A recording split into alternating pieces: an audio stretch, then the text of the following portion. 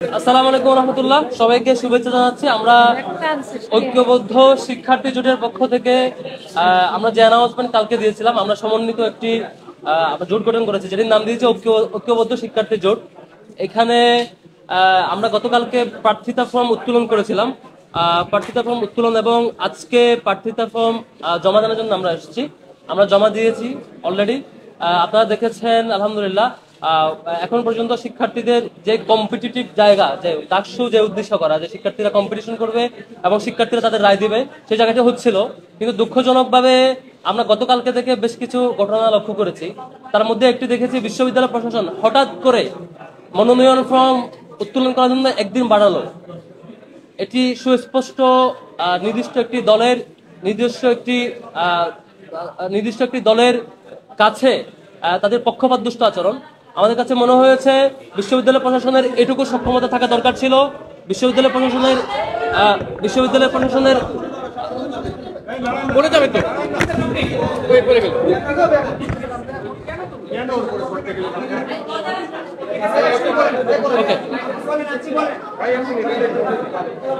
Sorry, বিশ্ববিদ্যালয় প্রশাসনের এইটুকু সক্ষমতা থাকা দরকার ছিল।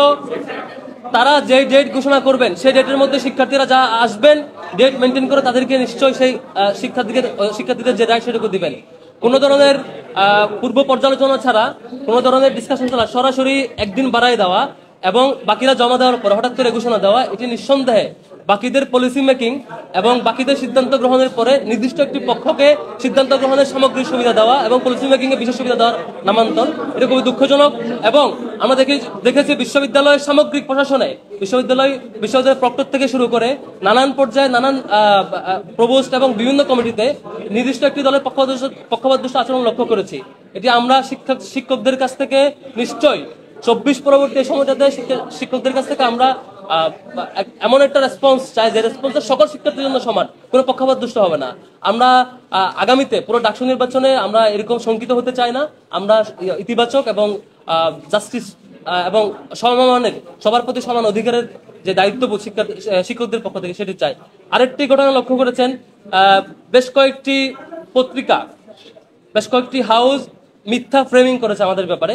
তার মধ্যে দেখবেন যে বিবিসি বাংলায় প্রথমে একটা নিউজ করেছে, তারপর রাতে বিজনেস স্ট্যান্ডার্ড একটা নিউজ করেছে, আরো কয়েকটা পত্রিকা এরকম দেখেছি যেখানে বলা হয়েছে ছাত্র শিবিরের দিক থেকে যে আমরা নাকি প্রথম অংশগ্রহণ করেছি। আবার কেউ নিউজ একবার করে আবার এটা এডিটও করেছেন যে প্রথম বর্ষ স্বাধীনতার পর প্রথম প্যানেল, আবার বলছেন প্রথম প্রকাশ্যে প্যানেল, নানান আলাপ করছে আর কি। স্পষ্ট আমরা নিন্দা জানাচ্ছি এবং তীব্র নিন্দা জানাচ্ছি যে এই ধরনের মিথ্যা ফ্রেমিং এর ব্যাপারে। ছাত্র শিবির 1977 সালে প্রতিষ্ঠিত হওয়ার পর থেকে প্রথম যে আমাদের ডাকসু হয় সেটি হচ্ছে 1979 সালে। সেখানে তাহের কাদের পরিষদ, যেটির ডকুমেন্টেশন, পেপার কাটিং, ছবি, মিছিলের ছবি, প্রচারণার ছবি সবকিছু এখন আপনারা অনলাইনে পাবেন। এবং সেই সময় ছাত্র শিবিরের প্রথম যে অংশগ্রহণ 77-এর প্রতিষ্ঠার পরে 79-এ, সেখানেও ছাত্র শিবিরের হল এবং সেন্ট্রাল পর্যায়ে বিভিন্ন জায়গায় প্রার্থীরা জয়ী হয়েছে, বিভিন্ন জায়গায় সেকেন্ড হয়েছে। এরকম সুস্পষ্ট ডকুমেন্ট থাকা সত্ত্বেও তারপরে ইলেকশন হচ্ছে 80 সালে, সেখানে ছাত্র শিবিরের প্যানেল ছিল। 82 সালে সেখানে ছাত্র শিবিরের প্যানেল ছিল। এনাম কাদের পরিষদ, যেখানে ছাত্র শিবিরের মিছিলে বিরোধীরা আক্রমণও করেছিল, সেই ঘটনার ফুটেজ, ছবি এবং ফটো, পেপার কাটিং এখনো পাবেন। তারপর 89-এ আরেকটা ডাকসু হয়েছে, সেখানে শামসু আমিন মুজিব পরিষদ ছিল।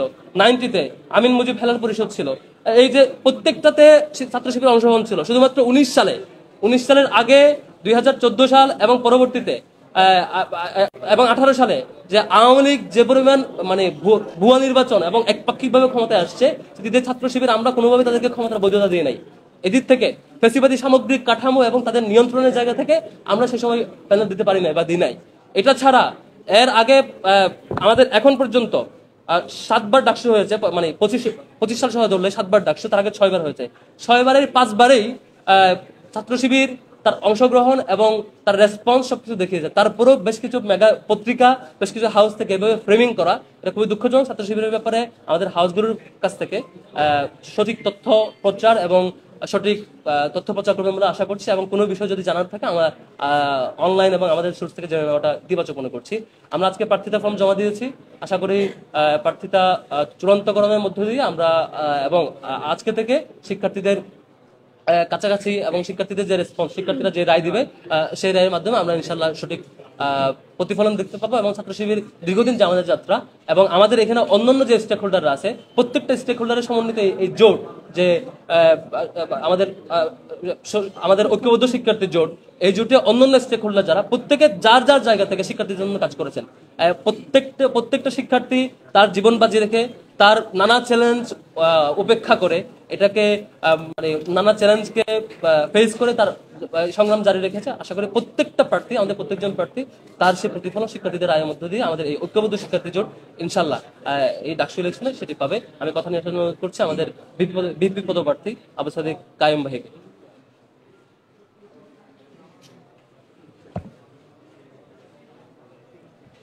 বিসমিল্লাহির রহমানির রহিম। আপনারা জানেন ঐক্যবদ্ধ শিক্ষার্থী জোট এর পক্ষ থেকে গতকাল আমরা মনোনয়নপত্র সংগ্রহ করেছিলাম এবং আজকে আমাদের জোটের সকল সদস্যরা আমাদের মনোনয়নপত্র জমা দিয়েছি। তো আমরা শুরু থেকে বলছিলাম এই ডাকসু নির্বাচনে আমরা একটা ইনক্লুসিভ প্যানেল করতে চাই এবং আমাদের প্যানেল গতকালকে ঘোষণা করার পরে ঢাকা বিশ্ববিদ্যালয় সহ বাংলাদেশের সবাই সারা দেশব্যাপী স্বতঃস্ফূর্ত আমরা রেসপন্স দেখতে পেয়েছি এবং বিশেষ করে বিশ্ববিদ্যালয়ের শিক্ষার্থীরা আমাদেরকে বিভিন্ন ধরনের পরামর্শ দিচ্ছে। তাদের যে দাবি দেওয়া, তাদের যে প্রত্যাশা, তাদের যে আকাঙ্ক্ষা, সে আকাঙ্ক্ষার কথাগুলো আমরা শুনছি। তো আমরা জুলাইয়ের যে আকাঙ্ক্ষা, বিশ্ববিদ্যালয়ের শিক্ষার্থীদের যে আকাঙ্ক্ষা, তাদের যে প্রত্যাশা, সে আলোকে খুব দ্রুত সময়ের মধ্যে আমাদের ঐক্যবদ্ধ শিক্ষার্থী জোটের যে ইশতেহার সেটা ঘোষণা করব। এবং আপনারা জানেন বিগত 54 বছর ধরে বাংলাদেশে মাত্র 7 বার ছাত্র সংসদ নির্বাচন হয়েছে এবং ছাত্র সংসদ নির্বাচন হলো 6 বার হয়েছে। ছাত্র সংসদ নির্বাচনে শিক্ষার্থীদের, বিশ্ববিদ্যালয়ের শিক্ষার্থীদের যে আকাঙ্ক্ষা, এখানকার যে দাবি, বিশ্ববিদ্যালয় প্রশাসনকে যে বাধ্য করা শিক্ষার্থীদের যে দাবিগুলো আছে, সেই দাবিগুলোর প্রতিচ্ছবি আমরা দেখতে পাইনি। বিগত সময়ে অনেকেই বড় বড় নেতা হয়েছেন ডাকসুকে ব্যবহার করে, কিন্তু শিক্ষার্থীদের যে প্রত্যাশা, সেই প্রত্যাশাটা পূরণ হয় নাই। তো আমরা ঐক্যবদ্ধ শিক্ষার্থী যে জোট করেছি, সেই জোটের মাধ্যমে আমরা শিক্ষার্থীদের কথা দিতে চাই। শিক্ষার্থীদের যে কথাগুলো আছে সেগুলো এই জোটের পক্ষ থেকে আমরা বলবো এবং আমাদের ইশতেহারে তাদের কথার প্রতিচ্ছবিগুলো থাকবে। তো আমরা খুব দ্রুত সময়ের মধ্যে আমাদের ইশতেহার ঘোষণা করব এবং আমরা চাই এই ডাকসুটা একটি স্বতঃস্ফূর্ত ডাকসু হোক এবং এই ডাকসুর মাধ্যমে যারাই বিজয় হয়ে আসবে আমরা সবাইকে সাধুবাদ জানাতে প্রস্তুত আছি। কিন্তু আমরা খুবই উদ্বিগ্ন, আমরা দেখতে পাচ্ছি বিশ্ববিদ্যালয়ের প্রশাসনে একটা দলের প্রতি অনেক বেশি বিশ্ববিদ্যালয় প্রশাসন তারা দরদ কাজ করছে বলে আমাদের কাছে মনে হচ্ছে।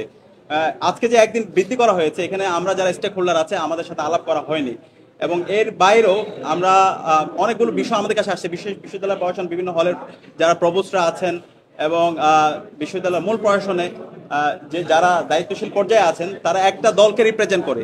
তো আমরা সেই দলের নাম বলতে চাই না। আমরা আশা করব আমাদের শিক্ষকরা আমরা শিক্ষক হিসাবে দেখতে চাই, কিন্তু শিক্ষক যদি তার দলীয় আদর্শকে এখানে প্যাট্রোনাইজ করতে চান তাহলে তারা ছাত্রদের বিপক্ষে অবস্থান নেবে।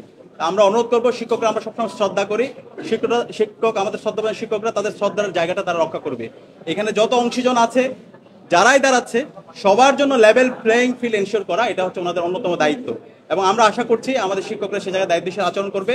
একটা লেভেল প্লেইং ফিল্ড এনশিওর করার মাধ্যমে একটা স্বতঃস্ফূর্ত ডাকসু হবে এবং এর মাধ্যমে শিক্ষার্থীদের যে ন্যায্য দাবিগুলো আছে, তাদের যে কথাগুলো আছে, তারাই যারা আমরা ক্যান্ডিডেট হব আমরাই বলবো এবং শিক্ষার্থীরা যাদেরকে ভালো লাগবে তাদেরকেই তারা গ্রহণ করবে এবং যারাই বিজয়ী হবে আমরা তাদেরকে সাধুবাদ জানানোর জন্য প্রস্তুত আছি। তো আমরা আশা করছি একটা স্বতঃস্ফূর্ত একটা আয়োজনের দিকে আমরা যাচ্ছি এবং সেই আয়োজনে আমরা সবাইকে, সকল অ্যাক্টিভিস্ট এবং সকল ছাত্র সংগঠন, আমরা সবাইকে দায়িত্বশীল আচরণ করার জন্য সবাইকে অনুরোধ করছি। ধন্যবাদ।